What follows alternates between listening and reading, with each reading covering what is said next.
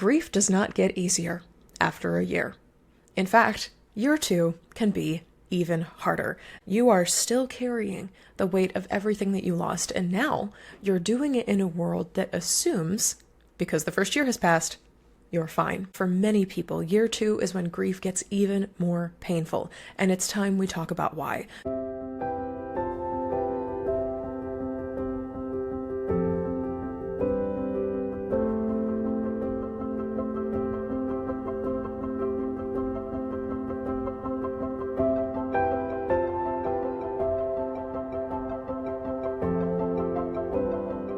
Hey there, grief growers. I am so honored to be back here with you today, as always.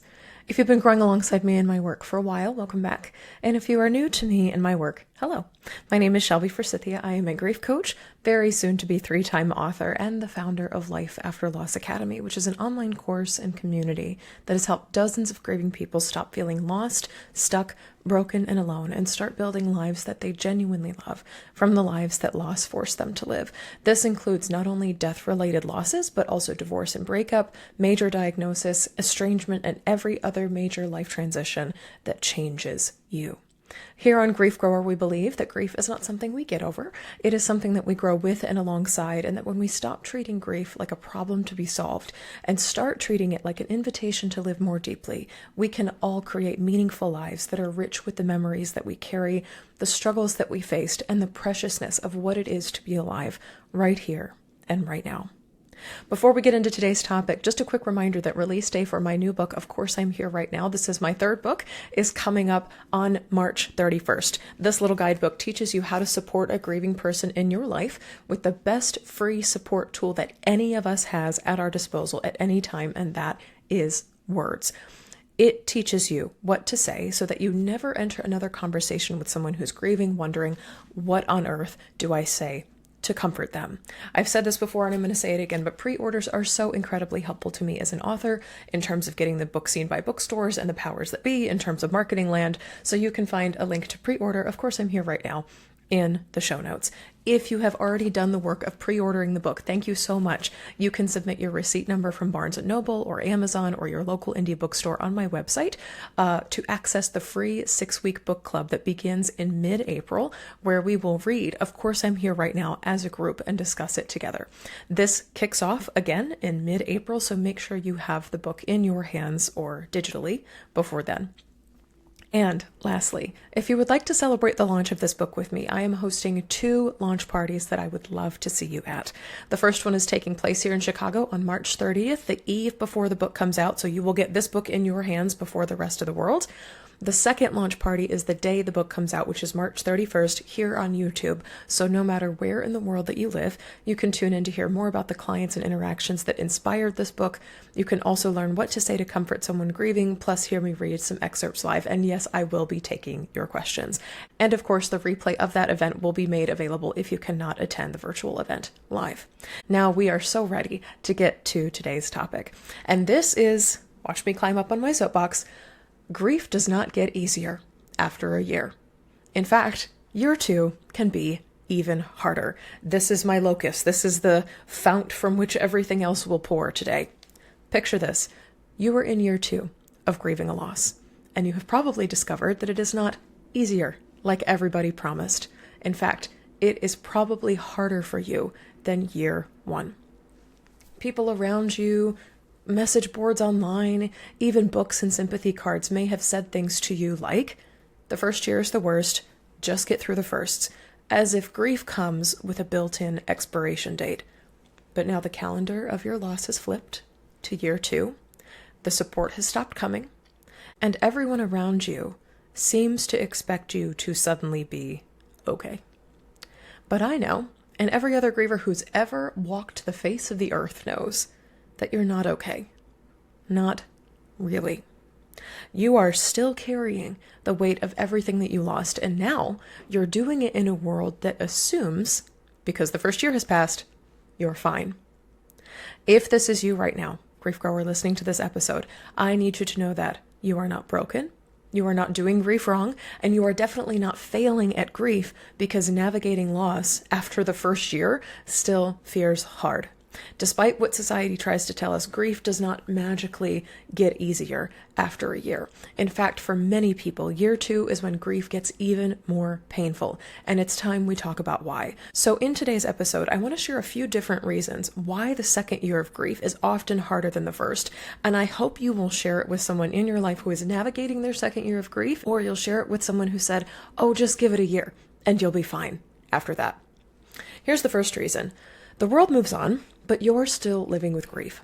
One of the most jarring things that happens in hitting the 1 year mark is how suddenly it seems like everyone around you expects you to be fine.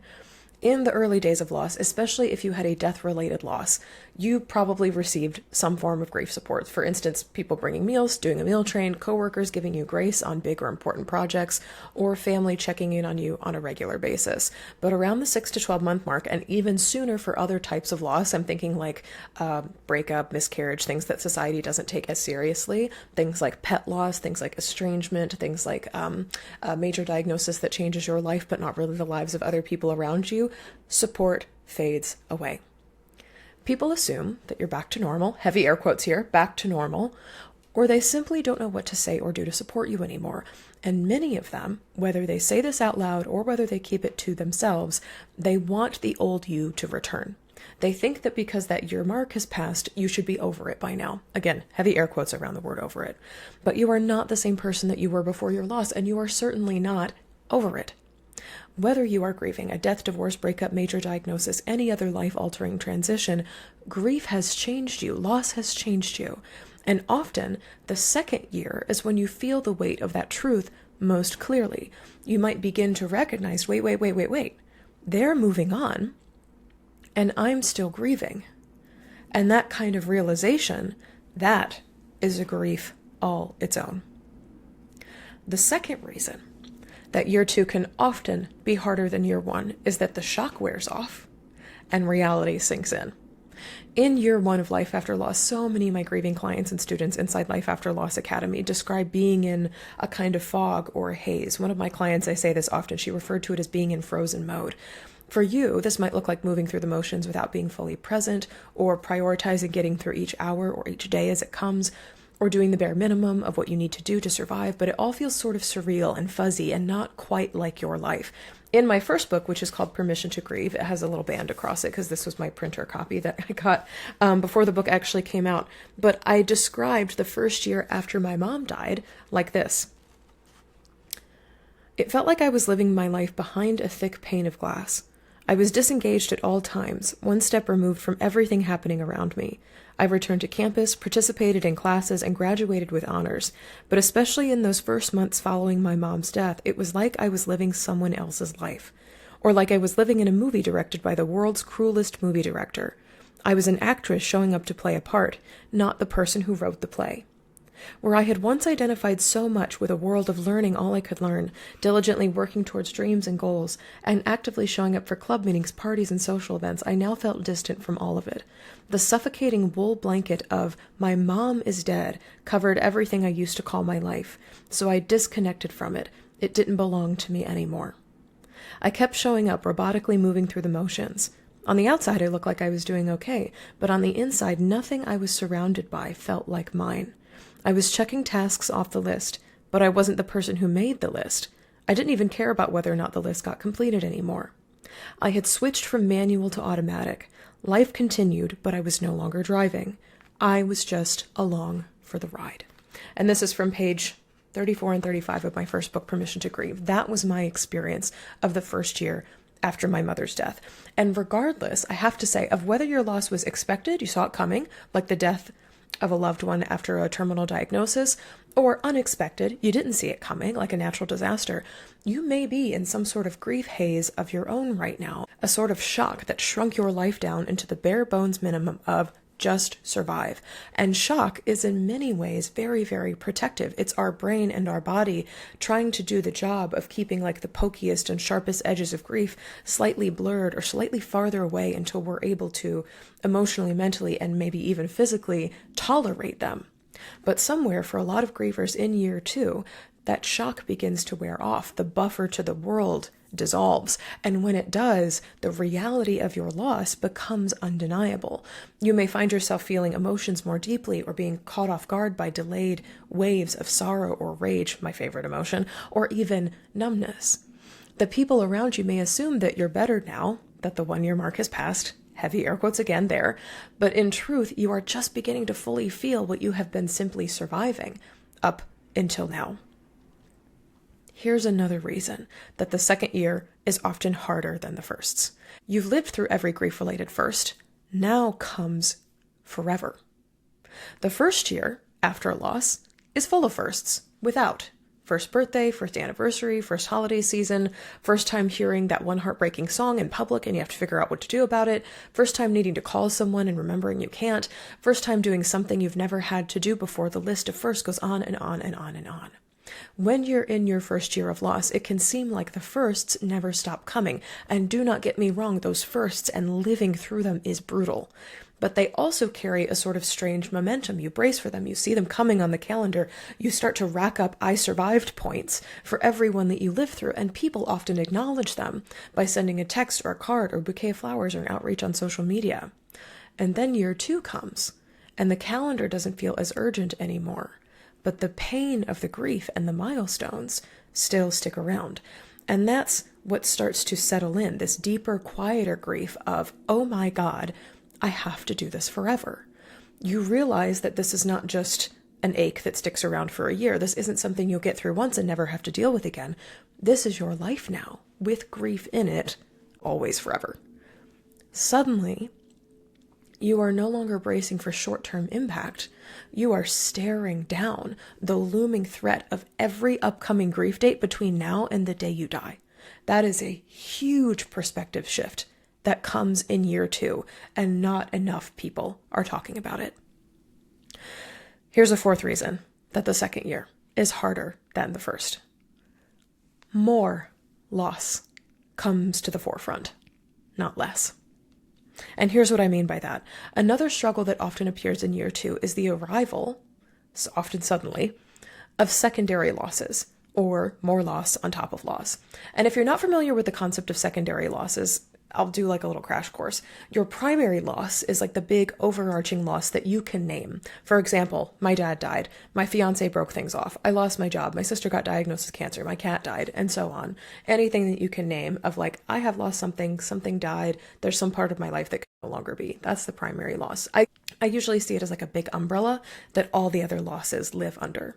Your secondary losses are the underground, just as heavy losses that happen underneath that umbrella. They are happening as a result of, or as a byproduct of, or a consequence of, or a cascading order of events of the primary loss. You might not recognize them in year 1 because you are so focused on grieving the primary loss, but they tend to make an appearance once year 2 begins. Here's some examples for you. Secondary losses. A friendship that you now have to grieve because it could not hold space for your grief.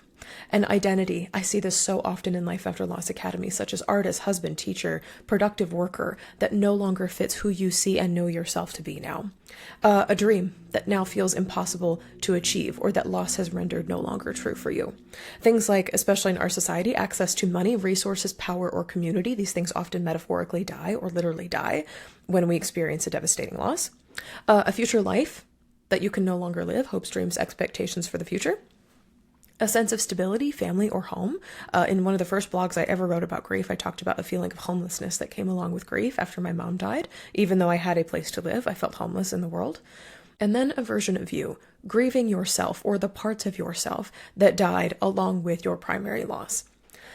And sometimes in year 2, in addition to this list of secondary losses, you may also uncover unexpected truths, things like family secrets or relational betrayals or financial issues or medical realities that you hadn't known the full extent of when the loss first happened. And of course, sometimes, also devastatingly, more primary losses can literally happen. Perhaps your dad dies and then you get laid off, or somebody else in your life gets diagnosed with something, or your health changes, or a global or political crisis forces you back into another cycle of some sort of primary grief that comes with its own suitcase of secondary losses.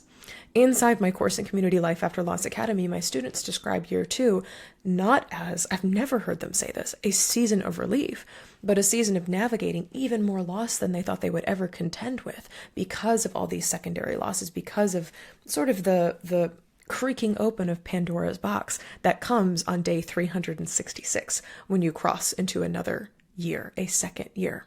Maybe the same sense that, oh my God, there is more to grieve underneath all of this grief is true for you as well. Here's yet another reason that the second year is harder than the first. You are on what I call the swinging rope bridge of identity loss. And this is something that nobody really talks about, or like a lot of grief professionals make space for, but like the larger world doesn't make space for. It is that in the second year of grief, you are still figuring out who the hell you are. In one of my most popular video lessons inside the release module, the second module of Life After Loss Academy, I refer to this phenomenon as the swinging rope bridge season of your life. And you can visualize it like this. You have your life before loss on one side. You have your life after loss, or your new normal, as some people call it. That's not my favorite phrase, but your new normal on the other side. And connecting those things is a swinging rope bridge. You have been forced to leave behind the solid ground of who you used to be, who you knew yourself to be, before the death, before the divorce, the diagnosis, the identity shift, but you have not yet arrived at solid ground, or sort of an identity settling, on the other side. You are metaphorically suspended in uncertainty. You are moving through the mist of the in-between, sometimes forward, sometimes backwards, sometimes side to side, sometimes who knows. You are trying to build a meaningful future while still sorting through the pain of the past, and you are carrying all of it with you all of the time. This season of your life, this rope bridge season, is enormously disorienting and super duper tender. It is so hard to make decisions or to set goals because you don't necessarily know where you're going or where life and grief will cause you to end up. It is also hard to know exactly who you are and what you want because loss has the incredible power to sort of rearrange what we value and who we get support from and how we ask for help. This specific flavor of lostness, the swinging rope bridge season, is a hallmark of year 2 and beyond of grief. And I'm going to reiterate what I said at the beginning of this episode. You are not lost or stuck because something is wrong with you or because you're failing at grief. You are not bad at figuring out how to move forward.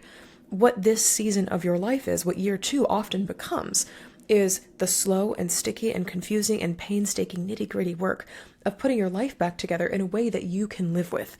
Not in the way that it was before, because you cannot go back to what that solid ground used to be. Loss has rendered that life inaccessible to you. But in a way that feels honoring of everything and everyone you lost and are carrying, and who you are becoming. Suffice it to say that I strongly believe that the first year of grief is the worst is a lie and a myth. Eurocentric Western culture has done a stunning job of creating timelines and tidy boxes for a normal human experience. Loss that is not normal or tidy at all. Our society has created this deeply embedded belief that you get a year to grieve, you find closure, and then you go back to who you were before. That's really simple, isn't it? I love a 3-step process. But grief does not give 2 shits about what our culture thinks of it, much less any sort of arbitrary timeline. What's more true about grief is grief has no finish line. It just keeps going. Year 2 is not the end of your loss. It is often the beginning of deeper healing. And you do not go back. You move and you grow forward by force with grief in tow. I often in Life After Loss Academy talk about building a life you love from the one that loss forced you to live. There is no way to go back to what you knew before, the beginning or where you started before you got pushed onto that rope bridge. The only way to figure out who you are now, what you want, what your goals are, what has meaning anymore, how to carry your grief forward is by walking forward. And you are doing that right now.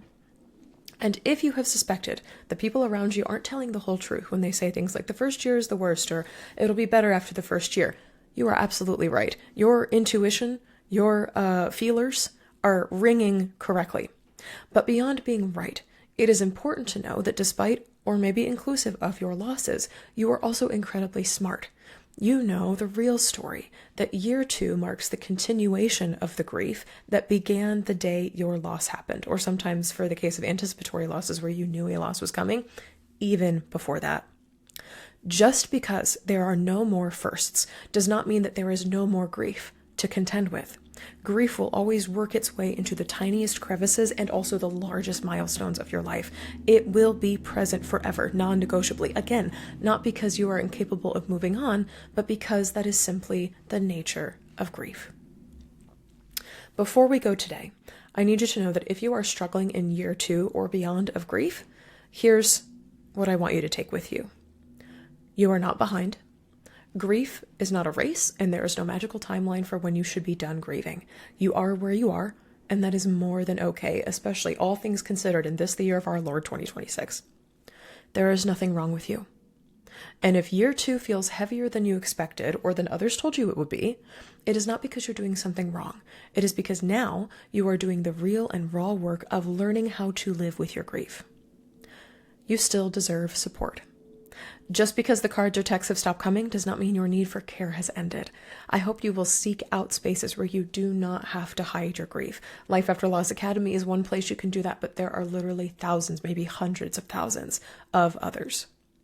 And you are allowed to grieve forever. Grief doesn't ever really go away. It just transforms. You can find personal and even compassionate ways to carry it with you as you build a beautiful and meaningful and joy-filled life. I think a lot of people hear the word grief and they think bad, sad, suffering, agony, despair. But there is another part of grief too that is related to remembering, that is related to resilience, that is related to growth, that is related to having ancestral ties or figuring out your own values and things that you want in the world. Grief does not mean bad all the time. I think that's another thing our Eurocentric westernized society does really well, is creates like anti-grief propaganda, basically. But real grievers know, and you know, as you're listening to this show called Grief Grower, that grief doesn't disappear just because time has passed. It changes shape. Grief doesn't get easier, necessarily. It just gets different. And sometimes that difference, especially in year 2, feels heavier before it feels lighter. If you are in the second year of life after loss, wondering why everything feels like a struggle, know this: you are not failing. You are not slow. You are not weak or deficient or broken. You are not incapable of coping. You are in the in-between. You are recognizing grief's permanence as a fixture in your life. You are noticing additional losses that need your tending, both new and old. You are on the metaphorical rope bridge of identity loss and who am I now and what do I need and how is my support system changed and how have I changed and where am I going from here? And even though this rope bridge is swinging over a vast pit of God knows what, you are still doing the work of crossing it. There is life ahead. There is meaning to build. And there are grieving people like you who get it and who are already walking with you. Inside Life After Loss Academy and in a few of my books, I talk about how everyone is alone on their grief planet. But when we look around and see from our grief planet that there are other grief planets and other constellations of grievers in the world, it can make us feel a little bit less alone. We can be reminded that there are others on their own swinging rope bridges, on their own grief planets, with their own losses and their own stories and their own things that they're carrying. And it sort of reinforces that it's okay to have ours. Because it is. It is a normal, natural thing to continue to have grief long after the first year. If you are struggling in year 2 of grief or beyond, or before, if you are negotiating a loss right now, I hope that you will consider joining us inside my online course and community, Life After Loss Academy. This is a virtual place that offers short and on-demand video lessons from me, weekly live grief coaching with me, also with replays available if you can't come live, and a resource library that is chock full of my favorite podcasts and books and articles and just like tools to companion you as you figure out year 2 of grief and beyond, or before, wherever you are in your grief. It is designed for all types of losses, death, divorce, diagnosis, and more. And it is for all timelines, no matter how long it's been. We have students join who are 3 months out from a loss. We have students join 20 years after the fact and say, I've never really grieved this part of my loss or this element of my grief, or something in the world or a fresh loss has brought up something old and they want to process that in community. That is the work we do inside of Life After Loss Academy. This is my signature roadmap of tools and support that has guided grievers through devastating loss since 2020. So if you would like to join us inside Life After Loss Academy, the doors are always open because grief happens 365 days a year. And you can find a link to do that in the show notes. I am sending you so much love and so much grace and so much, like, if you can feel like reinforcements as you navigate whatever year you are in after loss. But this episode, especially this one, goes out to all the folks who are living in year 2 and wondering, why the heck is this so hard? I hope this provided you some validation and some reassurance and some answers. I'll see you next time.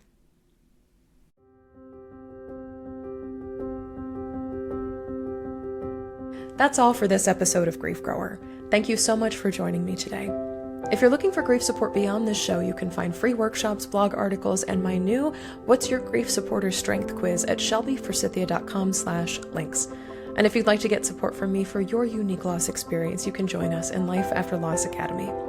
As a student, I will walk you through my 5-step grief framework, GRIEF, for rebuilding life after loss, and you can get live coaching from me every single week to answer your questions and help you through your struggles. Replays are always available if you can't attend live. It is just $33 a month to join, or $22 a month if you're a marginalized or financially stressed griever, and you can cancel at any time.